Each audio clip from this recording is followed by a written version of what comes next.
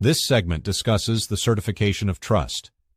The certification of trust sets forth the relevant trust information and authorizations that are typically needed by financial institutions and others. It can also prove useful when financing real estate property. More specifically, it sets forth 1. Who the settlers and grantors are, you. 2. The type of trust, a revocable inter vivos trust. 3. Who the current beneficiaries are, you. 4. The name and date of the trust. 5. The current trustee, you. 6. The tax ID number, which is your social security number. 7. How title to assets should be held. 8. Your currently nominated successor trustees. 9. Your power to invest, borrow, encumber, improve, lease, and sign.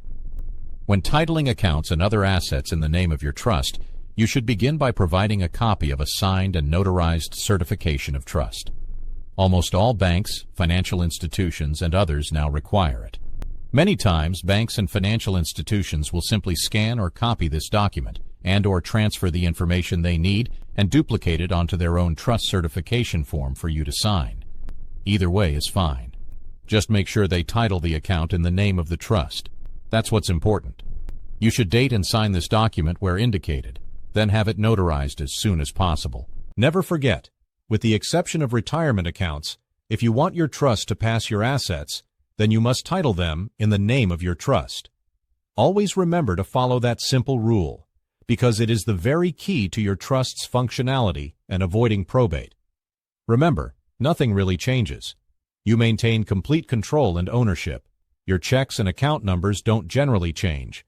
Taxes and tax filings stay the same, and you can still do anything you want with your assets.